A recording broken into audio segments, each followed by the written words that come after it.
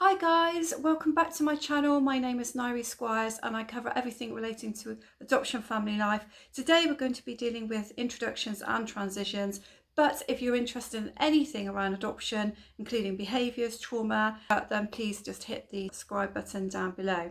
So, introductions, what can you expect? Well, the first thing to say about them is they're not really very long. Some people call it introductions, some people call it transitions. So today I'm going to take you through what happens at the beginning of introductions, how it switches over, and what you can maybe expect through the process with the child, foster carers and yourself, and how you feel.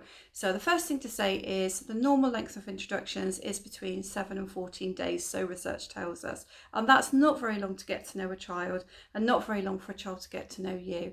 So at the beginning of introductions, you will have a meeting where you're going to be planning those introductions in fine detail, down to when you have the first breakfast day, the first bath, whose house you're going to be in, and exactly how it's going to go. So at that point, if you have any concerns or anything that you want to ask, then you need to ask it at that meeting. Don't let it go. If you're not sure what they're going on about, you need to say.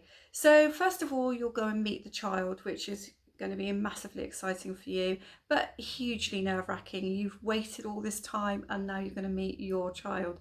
So it's really important not to have great expectations of that moment. It might be that it's a wonderful moment, but it could actually be quite nerve-wracking, and you may feel quite awkward around the foster carer. Who knows? But you're going to go in, you may have a small gift for the child, and you're just going to sit back and try and play with them, try and let them come to you, and try to just build that first amount of eye contact with them. And the second and third and fourth days, you're going to be building up the length of time that you spend in the foster carer's house. So you'll start by coming to play for a few hours. In with that might come lunch, and then as the days go by, teas, baths, breakfast, until you're doing a full day. And within then, there normally is a trip to the locality, to the park with the foster carer, so you can play outside with the child.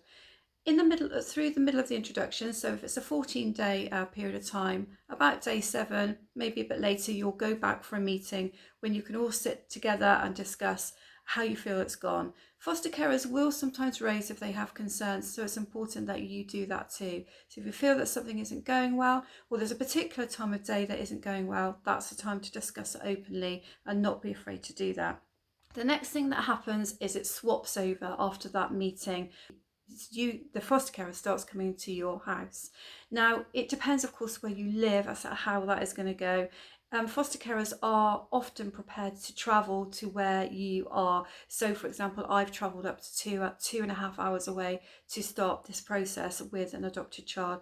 But clearly, it can be quite difficult if you're living miles and miles away. But generally speaking, the foster carer will come to you with the child. First thing they'll do is they'll just bring the child to your house, so the child can see where you live, what your house is like, what your pets are like. And if you have any other children, then I'm pretty sure it's going to be okay for them to meet those right away at that meeting, or if not, very soon after.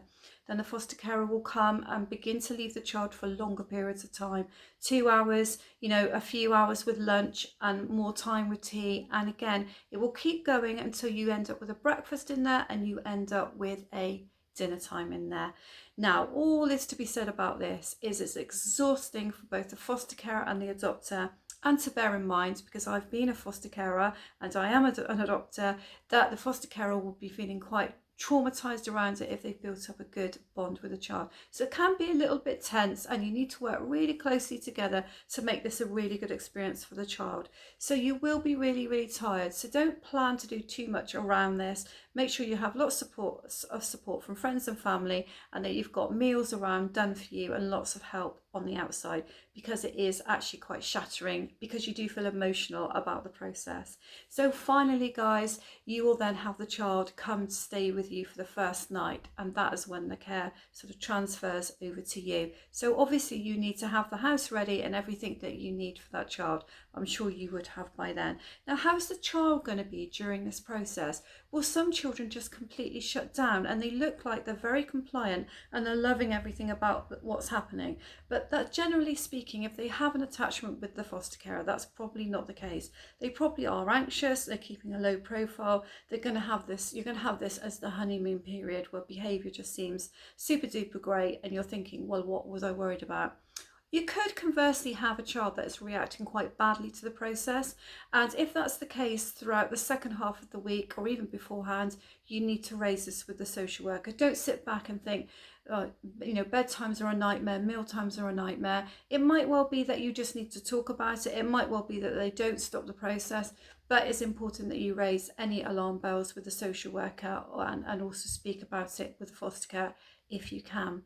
So the first night, guys, often they'll just sleep through. It's one of those phenomena that nobody really understands about adopted children. They often just do the opposite to what the foster carer has told you. The foster carer might say they don't sleep well, and actually they do. I mean, that could just be down to trauma, the trauma of the moving and pure exhaustion. You normally find that the child is actually extremely tired as well. So guys, I hope that helps you to understand what would normally happen in introductions. There'll always be variations. I mean, these are my experiences, but also what I know from research and working with foster carers and adopters, that transitions can vary, but they're generally around up to about that 2-week period.